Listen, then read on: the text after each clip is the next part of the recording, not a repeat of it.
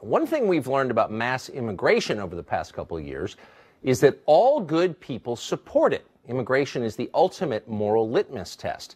When a caravan of poor migrants from the third world shows up uninvited on your doorstep, the decent among us step forward to welcome them in. That's commanded by the moral code of cable news, and more importantly, by the poem at the bottom of the Statue of Liberty. Only bigots and haters slam the door. That's what they've been telling us in the media now for years. CNN's Jim Acosta has made that point repeatedly. Well, it has finally happened. The caravan has arrived. But here's the funny part. It didn't arrive in our country. It arrived in Mexico, in the border city of Tijuana, just across the fence from San Diego. The people of Tijuana are Mexican citizens, so by definition, they are good people, much better than you are. They're more welcoming and compassionate, less selfish and less American. They must be thrilled by the new arrivals. As immigrants, their new Honduran neighbors will grow their economy and add rich new diversity to their culture. That's what low-skilled immigrants always do. Again, a point that Jim Acosta frequently makes. So are the people of Tijuana grateful for this caravan from Honduras? Should this caravan have been stopped at the Guatemala border?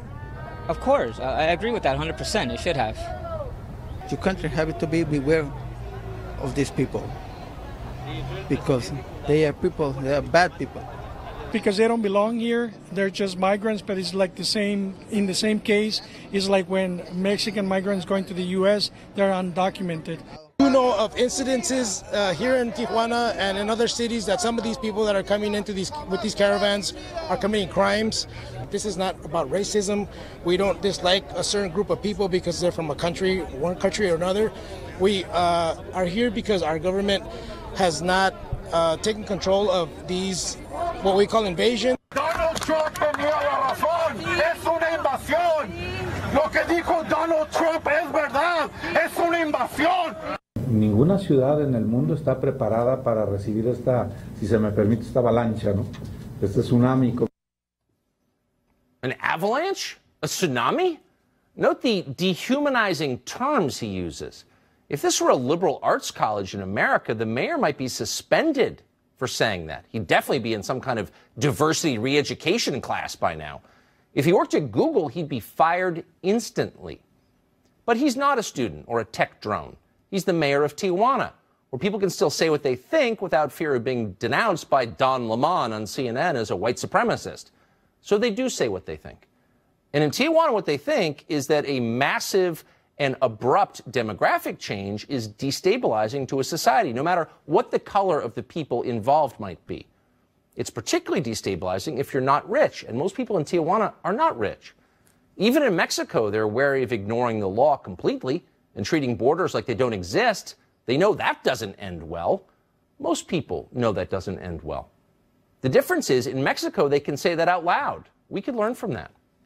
Enrique Acevedo was an anchor at Univision. He was just in Tijuana. He joins us tonight from Miami, Florida. Enrique, thanks a lot for coming on.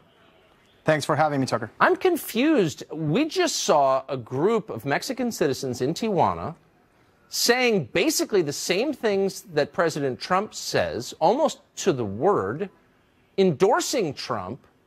Are they white supremacists?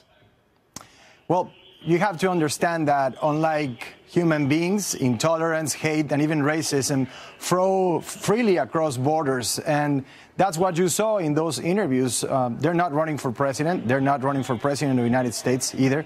They are part of a group of around 300 protesters in a city of 1.3 million who, like many others along the way, this caravan, are opposed to their presence in Tijuana. And, you know, the overwhelming majority of people in Tijuana welcome immigrants. It's a city of immigrants. I'm sorry to interrupt. Can I just back up a little bit? No, it's a big city, for sure. So, can I ask you, hold on, you just said that they're racist, but they're Latino, Spanish-speaking Latinos, attacking other Spanish-speaking Latinos. So where's the racism?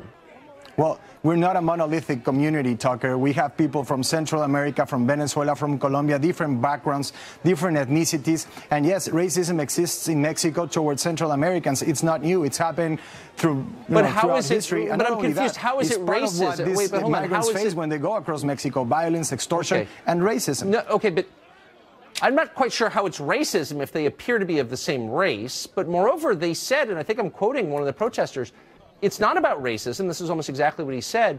we want our government to enforce our borders, which is what a lot of people, including me, say frequently in the United States. Maybe, has it occurred to you, maybe it's not just racism? Maybe it's okay to want your government to keep your border intact? What about the people who live in the United States, or in this case, who live in Tijuana?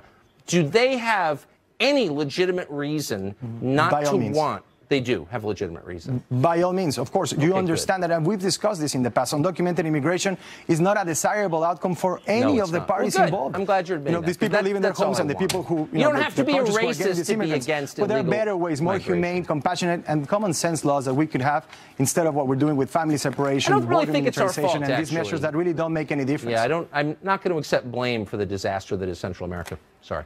Enrique, thank you, though. Appreciate it.